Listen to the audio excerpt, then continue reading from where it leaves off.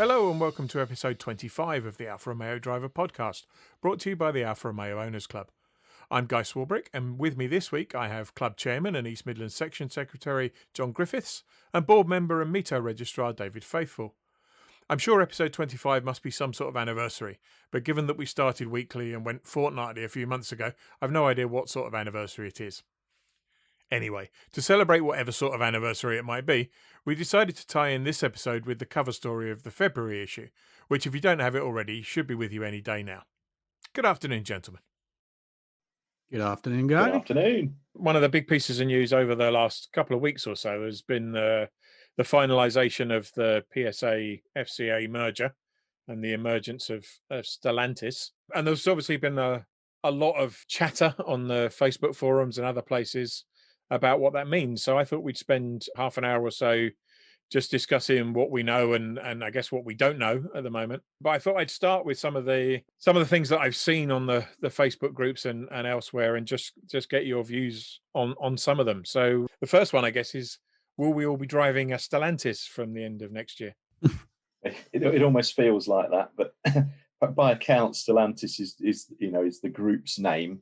So we're not going to actually have Stellantis as badged on the vehicles, but you can bet your life underneath future vehicles we're going to see a lot more of an amalgamation of platforms coming. So there'll be a lot like VW Group in particular has done. There'll be a lot of cost to be saved across all of the brands by using shared components. So yeah, in a way, we probably will be driving a Stellantis.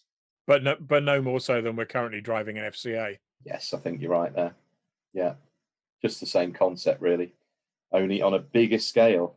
I mean, Stellantis is gigantic. You're looking at 400, I think it's around 400,000 employees, building cars in 30 countries. It's humongous, absolutely gigantic. It is the fourth largest car manufacturer in the world. Yeah, absolute whopper. And so many brands, and that's probably going to be the big challenge. Is although the boss Carlos Tavares has been saying, all of the brands have their place. There's got to be some questions around that, surely. And we'll come back to that later on, because some of them literally have a place. Others have a niche or two, but there's also a huge amount of overlap in the 14 brands. And looking at that brand portfolio, David, one of the things that I've seen repeatedly said is that this is the end of Alfa.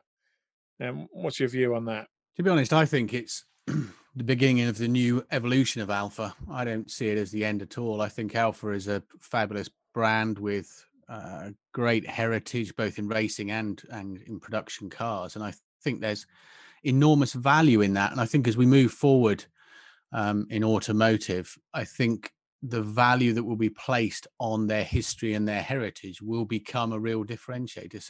So I sort of feel like Alfa's been not quite in the doldrums, but they've just been sort of treading water for a while.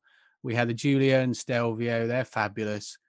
Killed off the MiTo, now Giulietta 4C, and we are all just sort of on tenterhooks for the Tonale. And I think what this will do is sort of reinvigorate Alfa Romeo rather than risk it, I think. Yeah, it certainly opens the door. If you look at the portfolio of brands, which we'll do in more detail in a minute, they all do fit into areas. There's a lot of overlap in some of those areas. But I wouldn't say there's anybody else really that is in the same niche that Alfa are in, that sort of sporting executive segment, if you like. For me, I think the one interesting aspect is that does that create that niche for Alfa Romeo? Are they the executive sporting, edging closer and closer to Maserati? And therefore, does this signify the end of the small Alfa Romeo or not? So I think for me, at least as a huge fan of the MiTo and the Giulietta, that sort of brand placement, their positions within the group, does that mean Alfa doesn't drop down to the smaller, ABC segment cars, or can it still have a role in those segments alongside brands like Citroën, like DS, like Opel, and so forth? That's the question for me. It's really and when you look at other companies in that niche, if you look at Audi, BMW, and Mercedes in particular. To me, BMW and Mercedes both play in those smaller car niches, but Audi's been much less successful below the A3. And I wonder if part of that is because you get cannibalization with Volkswagen in a way that Mercedes and BMW don't really have to worry about. Yeah, I think that's probably true, actually. I think when you look at the different models that those German brands have, there's a lot of similarity. And I would say that, wouldn't I? You know, as a fan of Italian cars, all German cars look the same. Of course they do. But when you do compare them up close, that cannibalization, that sort of stealing each other's market share and what have you seems really prevalent. And we don't suffer from that at the moment. You know, somebody who wants to buy a Fiat 500 will buy a Fiat 500. They probably wouldn't have bought a small Alfa. So, yeah, it's going to be interesting how that pans out. That's right. And of course, one of the reasons for having a multi-brand strategy in the first place is it's always better if somebody's not absolutely sure they want to buy one of your brands, to have that sale cannibalized by them buying another one of your brands rather than going to the competition. It's just going to be interesting to see how Stellantis handles that. It will. And I think the key thing of mentioning Maserati, of course, it transpires that a lot of the models that were on the old plan from 4 years ago now, I think, under Marchioni, was for some, very sexy high-end machines to have Alfa Romeo badges on them. And that's going to Maserati. And it's left us just looking forward at the moment to Tonale, which looks like it's going to be here with us in the UK early next year. And then potentially the small SUV, the B segment SUV, which initially was going to be linked with a baby Jeep, but more and more I'm reading linked to a platform share with a PSA platform along the lines of the E2008. So it looks like Alfa may be being positioned into that lower market area, but who knows?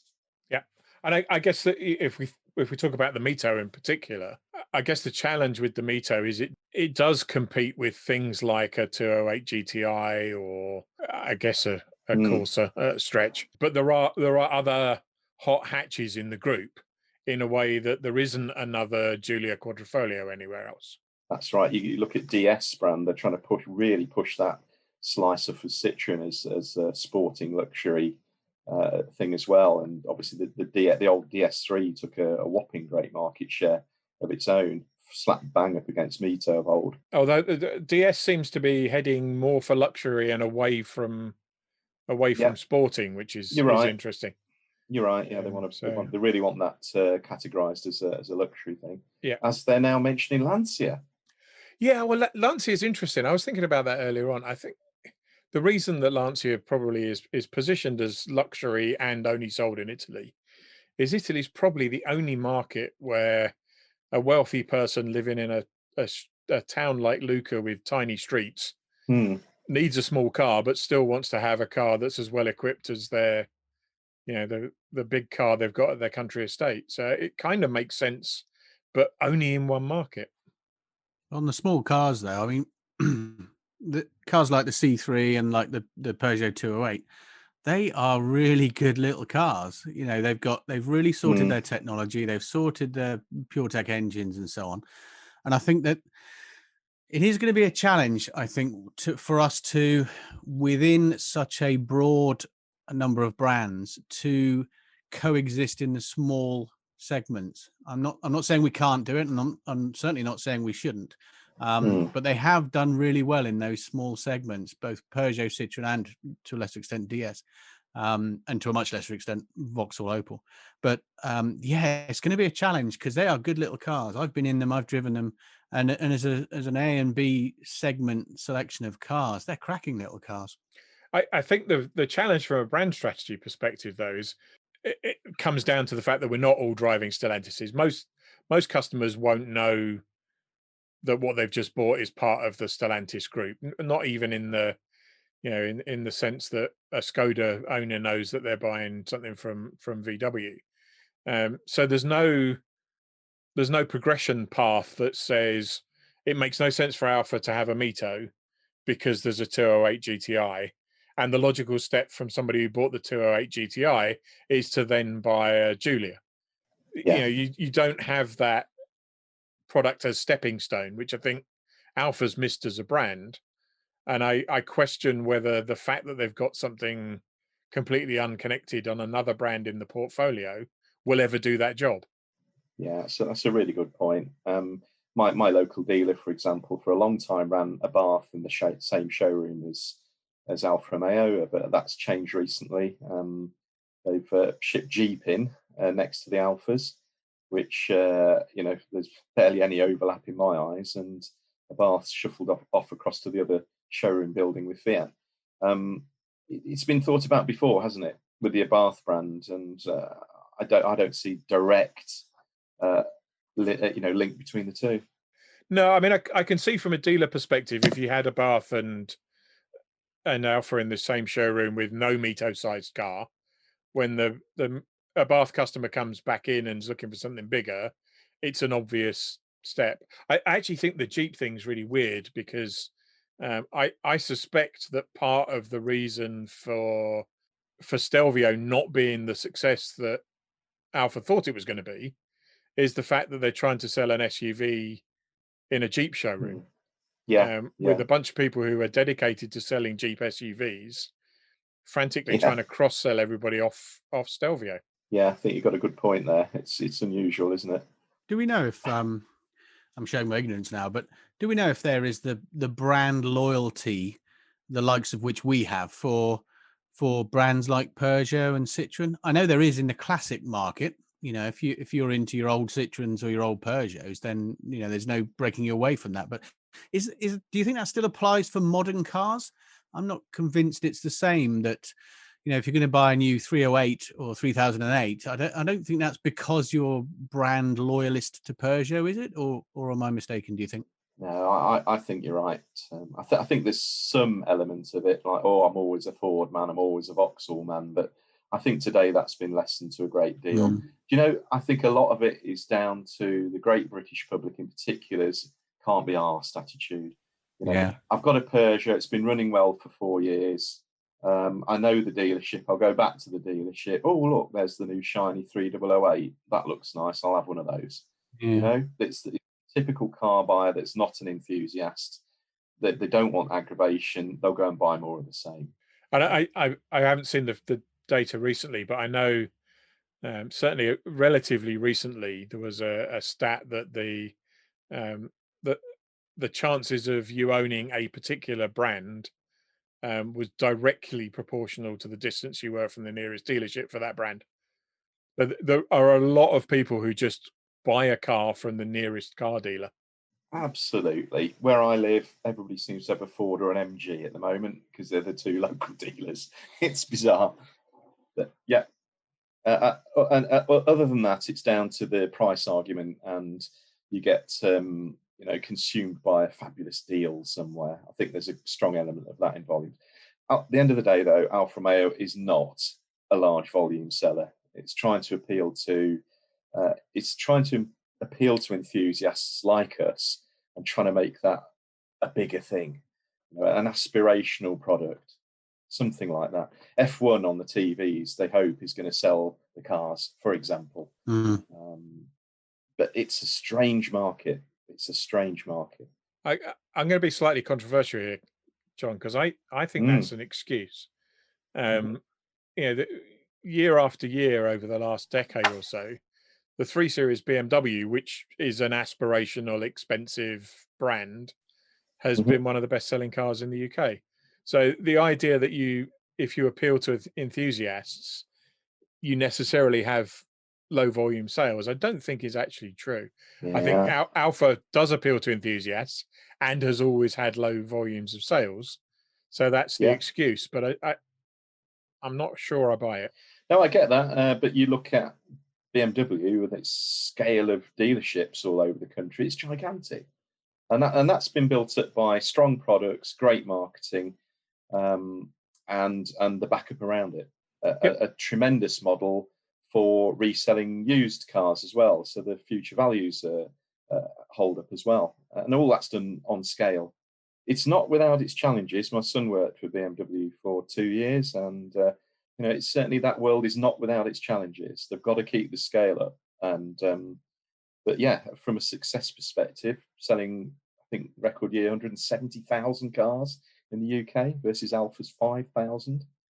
It's just chalk and cheese, isn't it? Yeah. You could argue Julian 3 Series are identical, as a quality machine. Absolutely.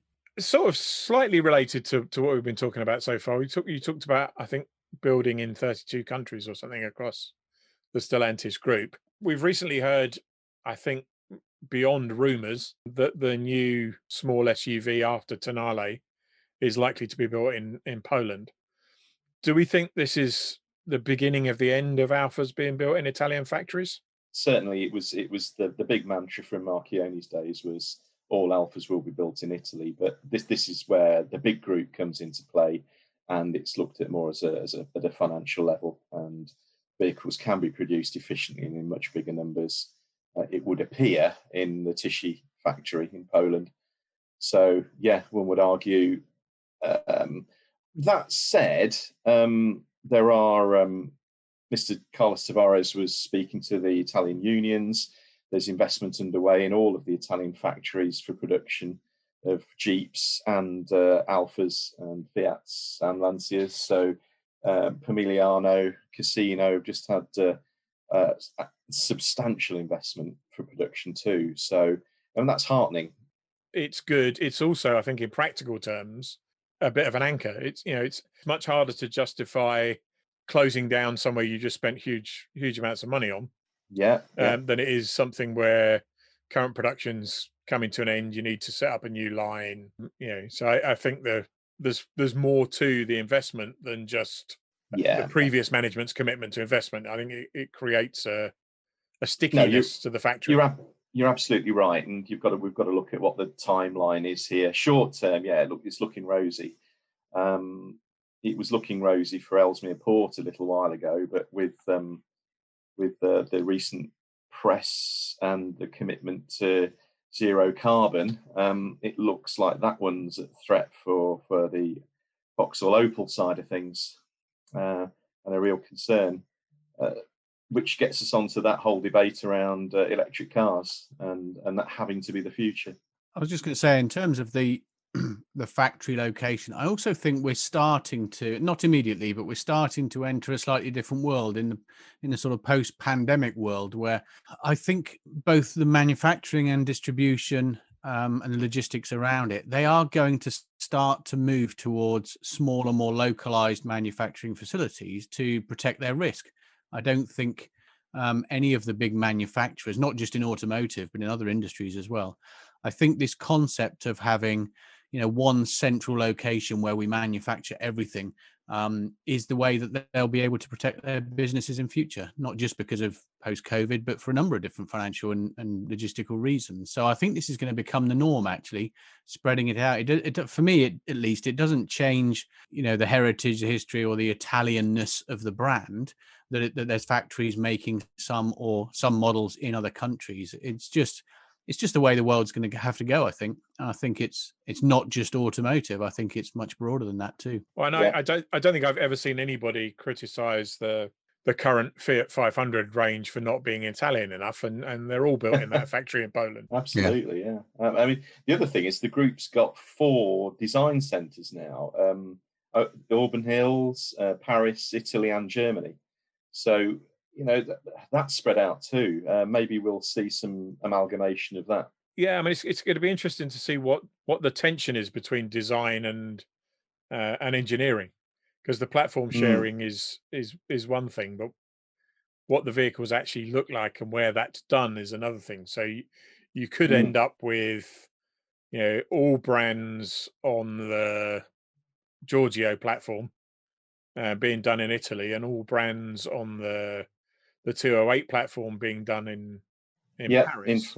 You could end up with all volume cars being done in Rüsselsheim, with the platforms being engineered in various different places. I don't think it's at all obvious how they'll split that up. Another one interesting to see, and of course, head of design is Jean-Philippe Plouet, ex of PSA. I wonder how that will ring out for us. I'm sure there'll be Italians involved along those different design areas, but he's got quite a portfolio of brands that he's responsible for, hasn't he, in terms of design? yeah, It's not yeah. everything, but it's a big big portfolio. chunk. And then the other half of the portfolio, which I think includes Fiat North America, but none of the other Italian brands, has gone to an American who we kind of know tangentially, David. Yeah, I think he. Well, we don't know how to pronounce his name. It's either Giles or Giles. But he's a big Alfa Romeo fan. He's got a lot of classic Alfas, and you can find him on YouTube as well. He did a recent video with the Aroc USA team, where he did a remote webinar and he walked people around his old GTA. But yeah, he's a big Alfa Romeo fan. But it didn't look like he's got Alfa Romeo responsibility as such, but he's still around in the design units.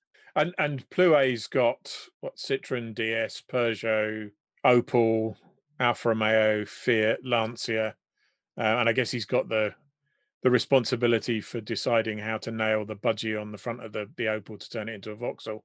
But that's a hell of a range of brands to be looking after. As long as he's not in charge of nailing an Alpha badge on the front of an E2008 directly and calling it an Alpha, I don't mind. Exactly. Yeah. Well, and when you look at what PSA have done so far, and I know they've had to move really quickly since acquiring the GM Europe brands, the Opel Corsa is a 208, but it's actually quite distinctively done in terms of the C-pillar is completely different. The light structure at both ends is completely different. If you didn't know that it was a 208, you probably wouldn't guess from looking at it. But the Vauxhall is the Opel Corsa with the Vauxhall badge on. They're almost identical. Yeah, no, I get you from that angle, of course. I mean, you've only got to look back a few years in Alfa's past and see the similarities between the Fiat Tempra and the Alfa 155. Same doors, windscreen, and so on. But not that many people notice it. No. Not that there's many of either of those left now, of course.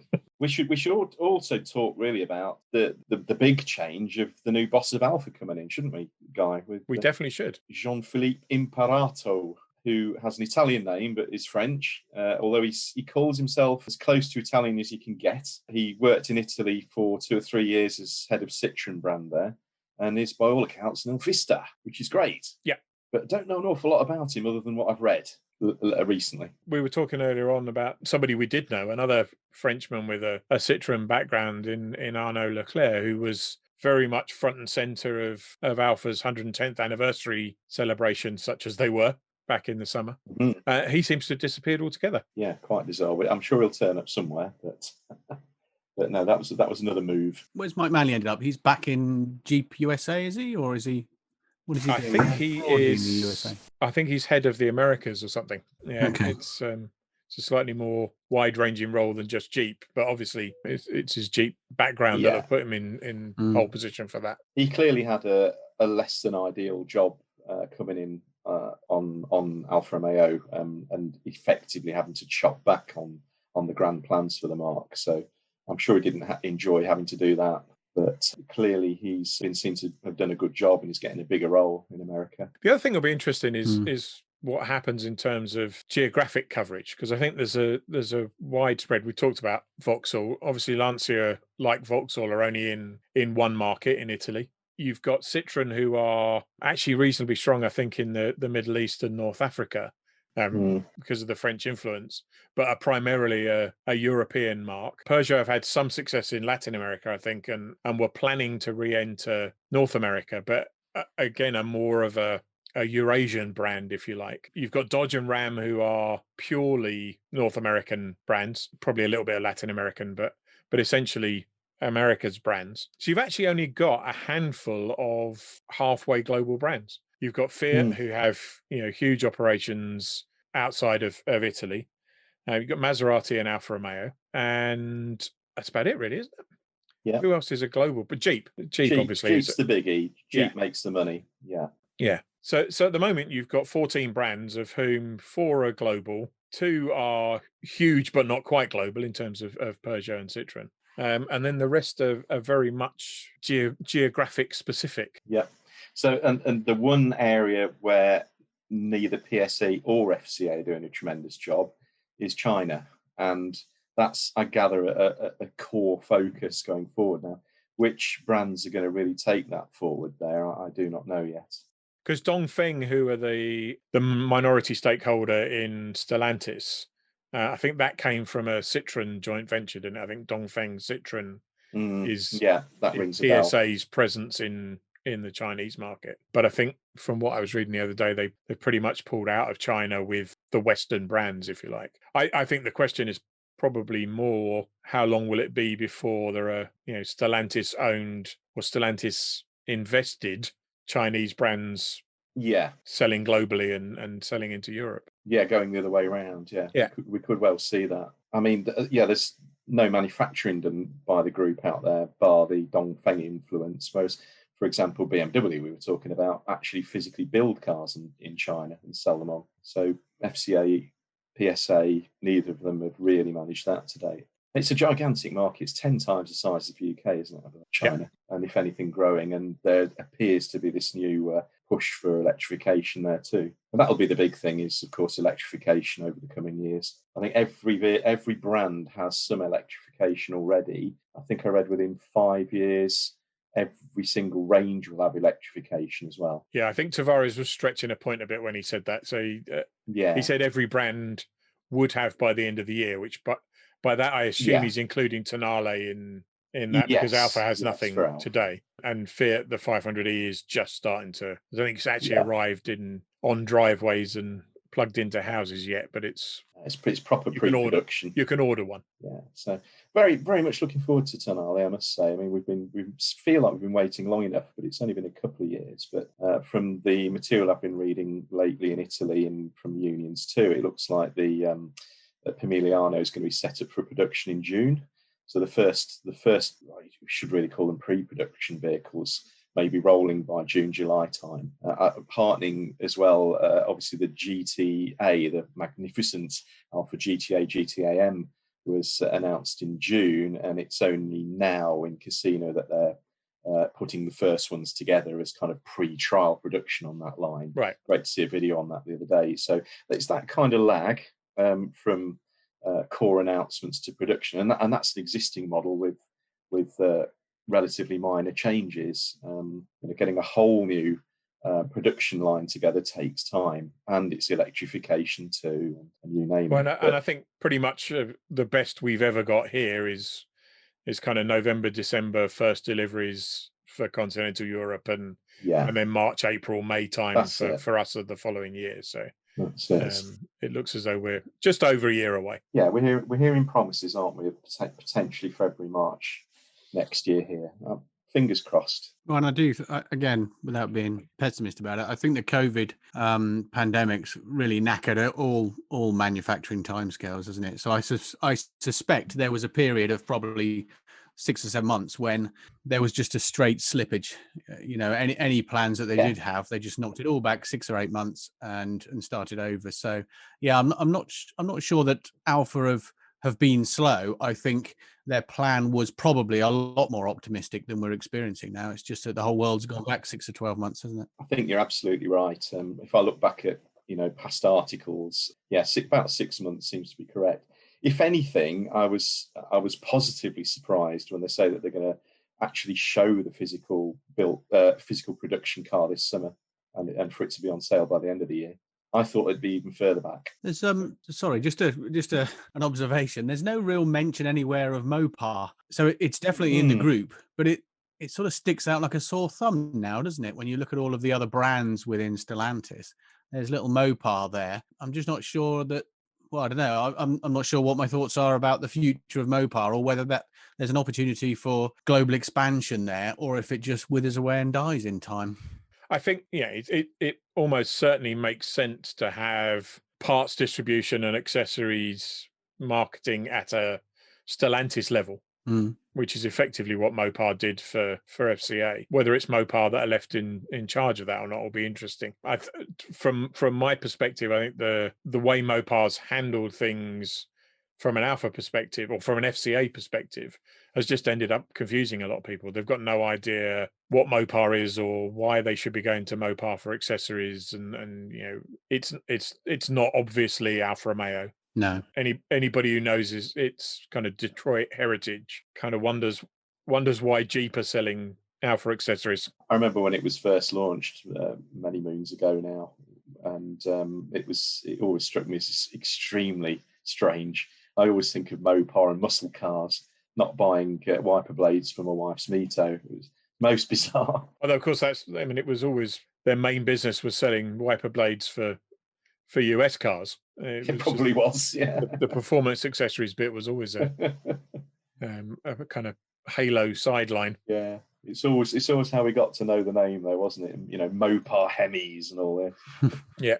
So we've talked a lot about platforms and brands, and one of the things that we're constantly having conversations with members about is it's probably fair to say the hugely variable UK dealer network, or retailer network, as Alfa would call them. Is there anything that either of you have seen in PSA's dealer network that jumps out and says, "No, that's what we need to do. We need to emulate what PSA have been doing"?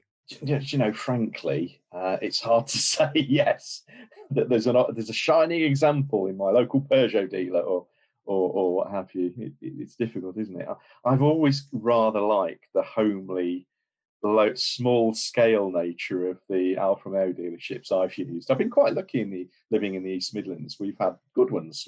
I've been sport for choice, and I've always, again, through the club, been able to as a local area organizer as well, to build a good relationship, and I still enjoy that. Recently had the joy of taking my daughter's Mini through for a BMW service, and was all over the local BMW franchise, and it felt huge. It was like taking the car into a cathedral, and and the waiting room for the service was like an airport lounge. It was gigantic, and it just wasn't for me, to be honest. Yeah, it was efficient, and they relieved me of the £300 that I did get back, by the way, but it wasn't a great experience.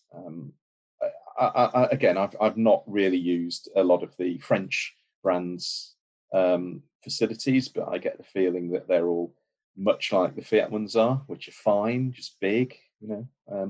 I like the smaller nature of Alfa Romeo and kind of personal service where that can be provided. I have to admit that a couple of years ago, my wife's always had an Audi for as long as I can remember, and every couple of years when she thinks she wants a new car, I have to sort of take her around the dealers and sneak in Alfa and what have you, because otherwise it'll be too obvious. So I need to get her into an Alfa, and it's an ongoing challenge. But as part of that, a few years ago, we did go into the local Citroen and Peugeot dealers, and truthfully, the aim of that was, you go into a Citroen dealer and then you go into an Alfa dealer, and she'll be wowed by the cars.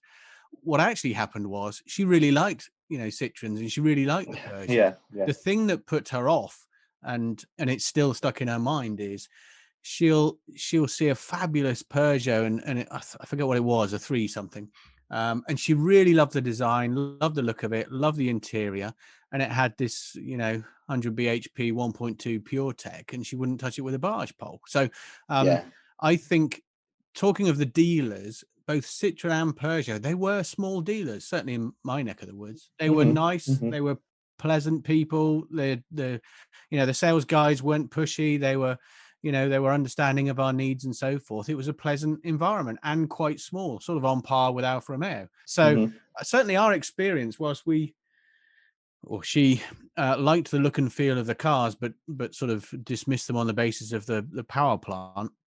I think when you combine those with a hybrid and electric motor, suddenly the power is transformed, and the dealership experience, certainly in recent years, was very good there. I was impressed with them, and they're not massive, great BMW places. They seemed friendly, clean, and nice environments to car shop. And there's not, we talked about the fit or lack of fit between Jeep and Alfa and Abarth and Alfa. There's nothing in the new group that jumps out and says it would make much more sense to co-locate Alfa with Citroen or Peugeot. No, I don't think so. No, No, I don't think so. I think a lot of that will be down to the local franchises and which groups have got the Alfa brand, and that'll be sorted out at a local level, I think, within those franchises. Yeah, well, we've talked about the brands, and the multi-brand manufacturer that's always used as the benchmark is VW. But even they've had some odd little diversions. So I think the reason they hired Walter de Silva from Alfa was to turn SEAT into Volkswagen's Alfa Romeo, a sporty brand, which I guess you can look at it from two ways. They sell a lot more SEATs than Stellantis sells Alfa Romeos, but I don't think it's ever acquired that sporty image to the point where they had to launch Cupra to try and turn SEATs into the sporty brand. It's bizarre, isn't it? Really quite bizarre. That's always been the brand that it feels like they don't really know what they want to do with it. It's bizarre. And you've got some overlap, but I think it's a lot more clear cut with VW in terms of, VW is the premium high volume brand, which is I think how Stellantis are now describing Peugeot and Citroën. Skoda's Skoda, as it is morphing into on the TV adverts, is very clearly the budget brand, which was the niche that SEAT fit initially. That was why they bought SEAT in the first place. And then Audi's the BMW competitor, and there's overlap. There's overlap between the Golf and the A3, but it seems to be a lot clearer in terms of differentiation than if you look at the current Stellantis portfolio. Fiat have shrunk in most markets to being just the 500, although the Tipo's somewhat bigger in Europe. But then if you look at the Golf-sized segment, the difference between a 308 and a whatever the Citroen one is, C4. And it shows how well that's working. and an Astra. To me, there's no obvious compelling reason why. Citroen had a reputation for innovative technology and fantastic ride and the wonderful, if horribly unreliable, suspension system. But they've not got that anymore. They're McPherson struts like everybody else. So how do you make a decision between a Peugeot, a Citroen, and an Opel? And this is it. We've gone round in a circle. I think it's back to where's your nearest dealer. How close is your dealer? It's that attitude. I've got nothing wrong. I've got nothing against the VW group, but I do want them to give Ducati back to the Italians. I think if they did that, they'd go up in my estimation for sure. Absolutely agree. Well, I have no particular positive feelings for Lamborghini, but as a division of Audi, it seems to be even less Italian than it was before. I guess the other thing we've talked about in passing a couple of times is we talked about platform sharing, and we talked about every range having a hybrid, but we didn't talk more generally about power plant sharing. So David's talked about the Peugeot Citroen PureTech engines. I think there are certainly the Astras still using some of the stuff that came out of the GM Fiat powertrain business. You've got the Giulia and Stelvio engines. You've got the really nice 1.3 Firefly engines. So there are probably too many power units out there. Do you know, my feeling with those is that a lot is going to be linked to emissions regulations. They're probably ramped. I doubt they want to pour a lot of money into development there. As long as they're hitting the next emissions targets, then the concentration will be on electrification. I think that's going to be across the industry, to be honest. It's going to be all emissions requirements led. And all of those, well, most of those engines you mentioned are relatively new, the Firefly in particular for FCA.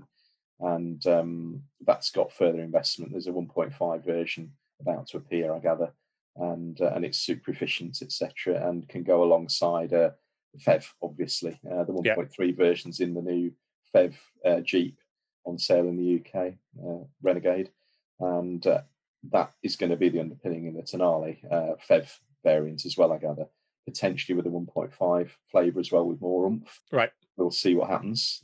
I think initially we might end up with a 1.3 variant, which goes very nicely, apparently. 280 horsepower, isn't it? Yeah, getting on that. Both ends working. Yeah, getting on for that in reality. Yeah, and goes very nicely, apparently. We'll see. But yeah, I don't see massive investments in new gasoline engines, and they'll probably just keep the ones running that work, minimise the investment and changes to existing drivetrains, and then go headlong into the BEV end of things. Yeah, although some of the legislation that looked as though it was going to mandate batteries seems to be backing off. A lot more of those regulations are being rewritten, and they're saying, well, of course we meant we were going to include hybrids in those. I hope that happens. Always intended to. Yeah, I do hope that happens, and it's going to vary by market. And there's investment going on in other renewables sources like synthetic petrol. That seems to be the favourite one now. That would be fabulous if that can be ramped up on a realistic level. I guess from a wider industry perspective, it doesn't matter what's banned from 2030 onwards. The installed base of internal combustion engines is going to be huge for a long time. Of course it is. At least 30 years. Yeah, things like synthetic petrol are still going to have a place. Do you think with the Stellantis, when you look at all the brands in Stellantis, do you think the days of Alfa Romeo Halo cars are numbered or over now? Because when you look at those other brands, they don't really have the concept of a Halo car, do they? It's sort of a no. I mean, Peugeot have always been big on showy concept cars.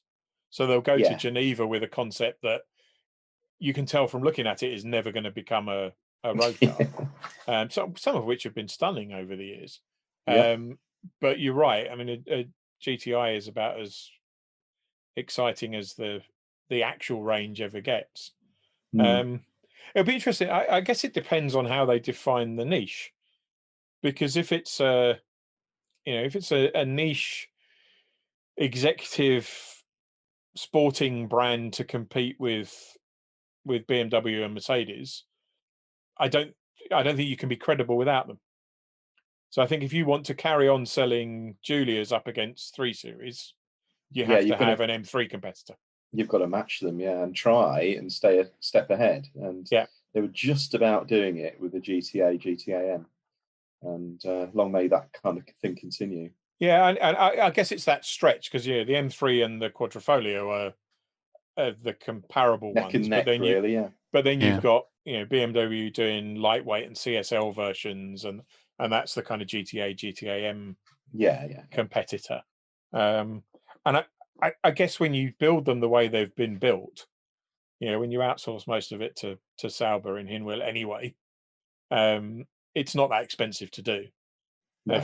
If they cover their face in terms of the cost, as a Halo, I guess it's a fairly easy thing to justify. Yeah, it works. Yeah.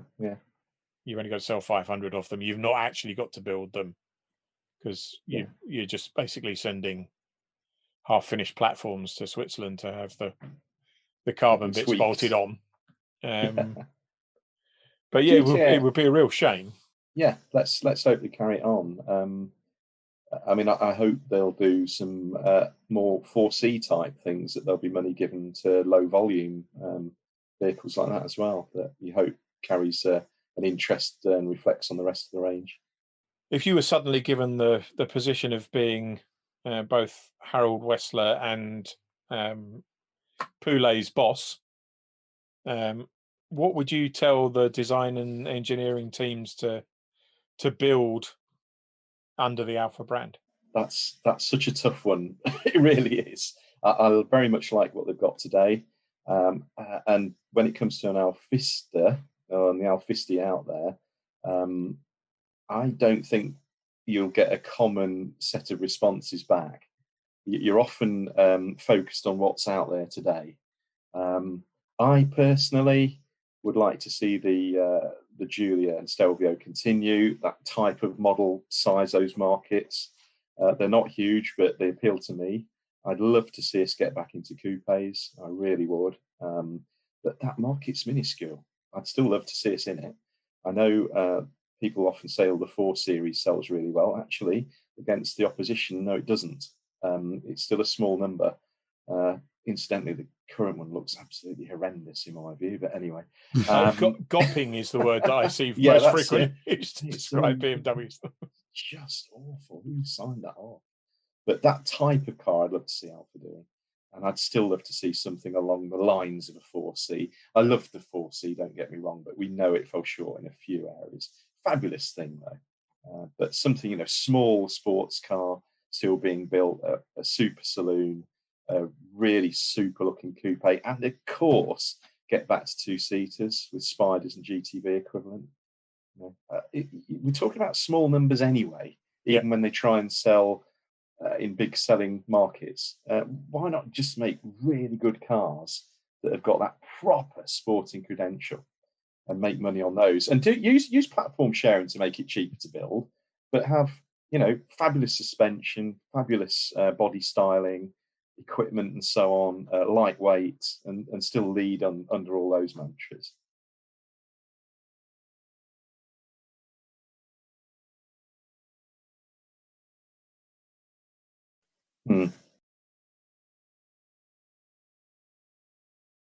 Yeah, that's right. All over the world. Yeah.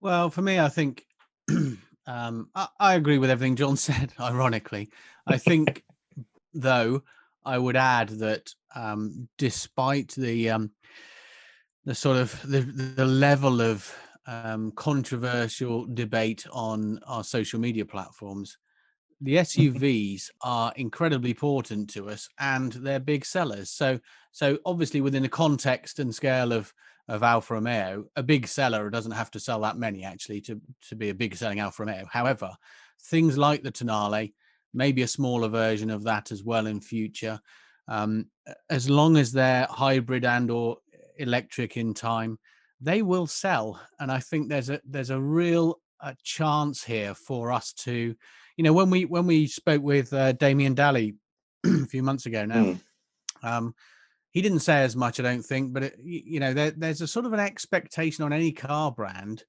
that you probably can't exist on tiny volumes.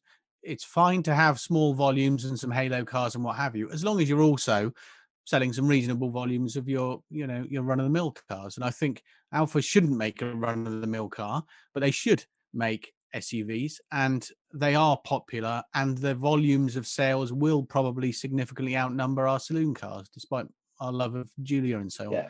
So I think a lot of people just hate SUVs, and we see it on Facebook all the time. Oh my God, it's another SUV. Well, that is what the market demands. And if anyone's going to make a cool SUV, it's going to be Alfa Romeo. So I do think that needs to be a real focus of ours in the coming decade or so, until the SUV, phase wears off.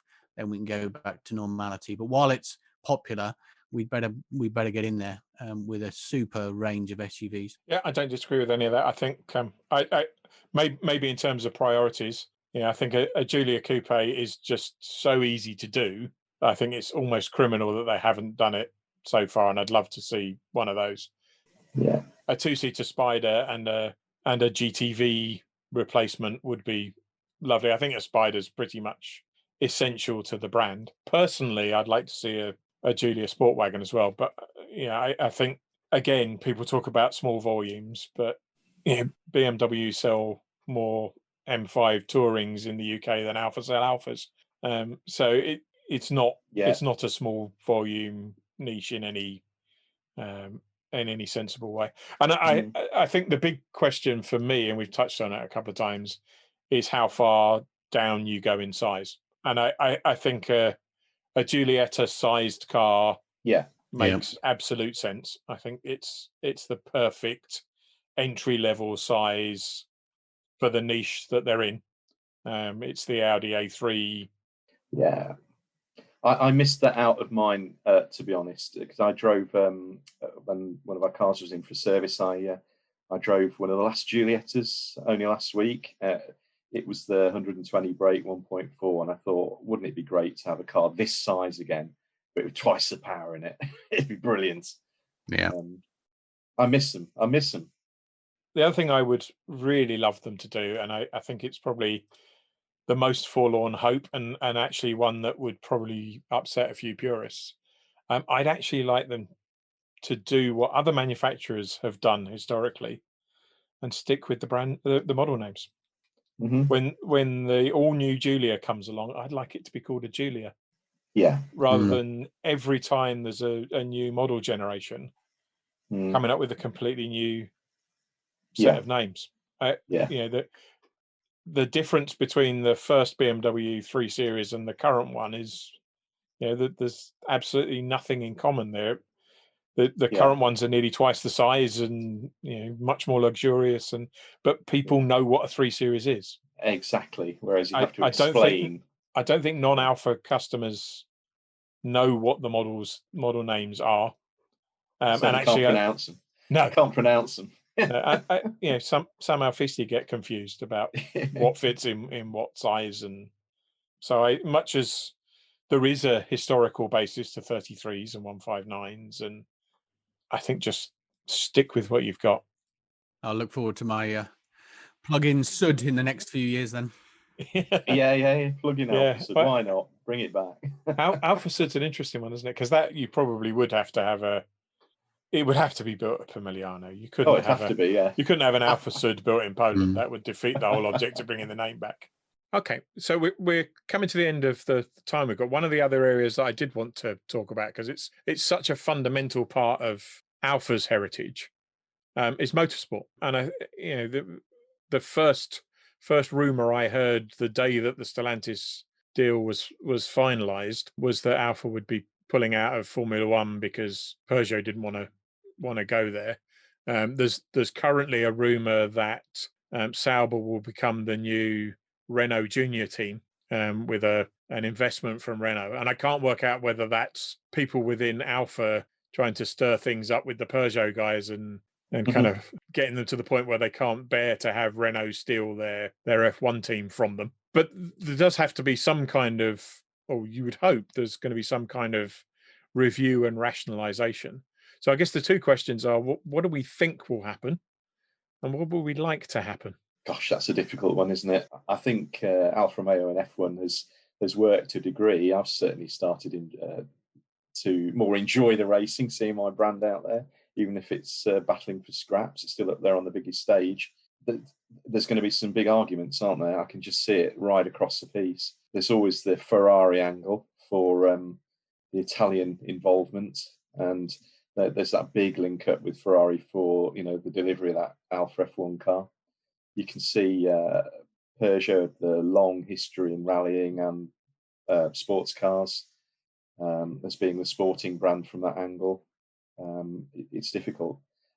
I'd like to see Alfa back in touring car racing in a bigger way. There's going to be some elements of it in the pure ETCR with a all-electric Giulia racing. Whether that'll hit many headlines, I don't know. There seems to be more TV time for the sports car series, the global ones and national ones on Sky. I think there's going to be a Maserati out pretty soon. The MC12 is going to be competing in that. I've seen images of it anyway. Whether that'll get the full factory backing, I don't know.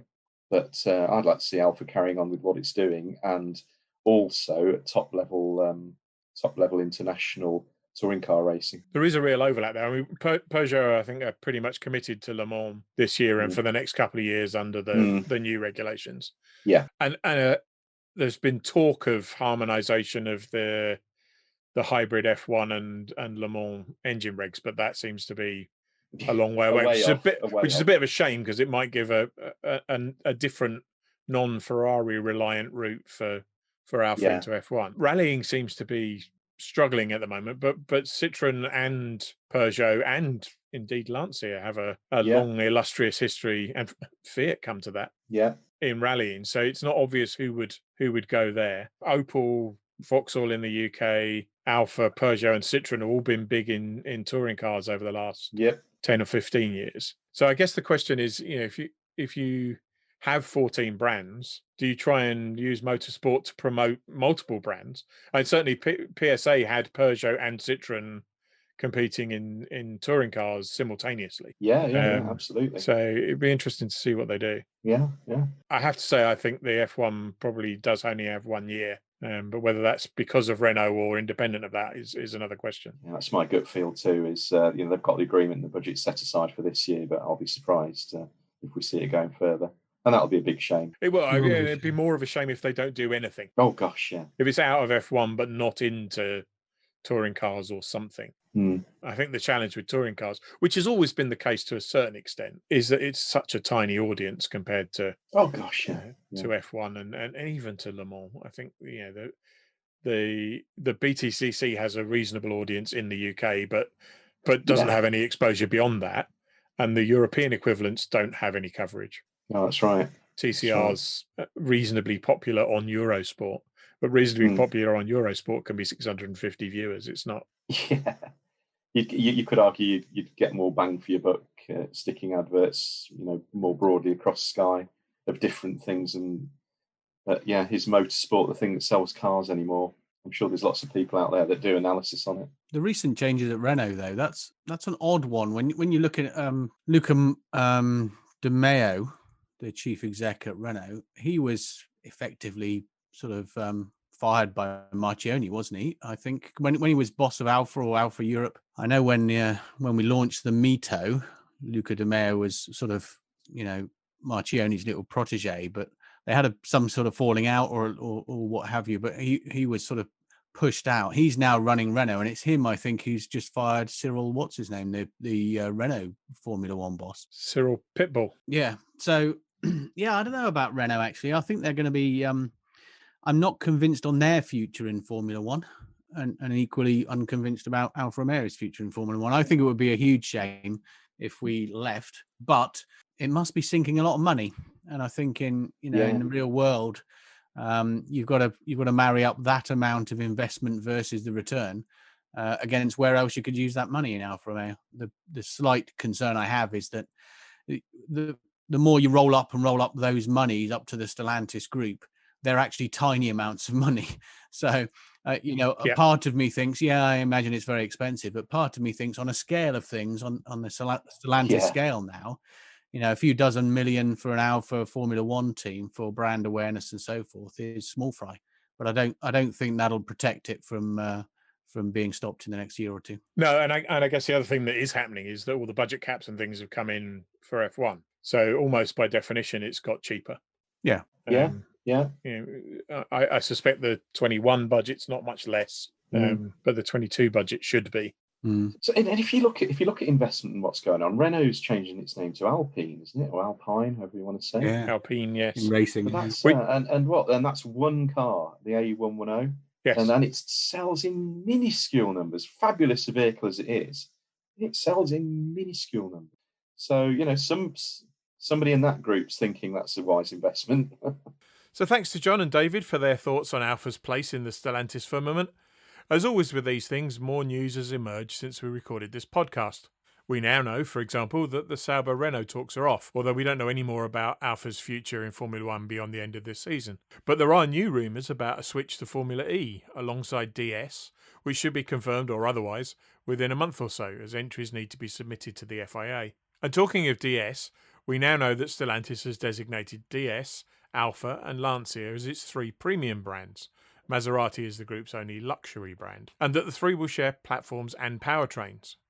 The good news is that the person in charge of managing the overall strategy for the three brands is Jean-Philippe Imperato, whose main job is as the head of Alfa Romeo. That's it for this episode. We'll be back on the 28th of February at 1:30 p.m. from all your favourite podcast sources. So until then, stay safe.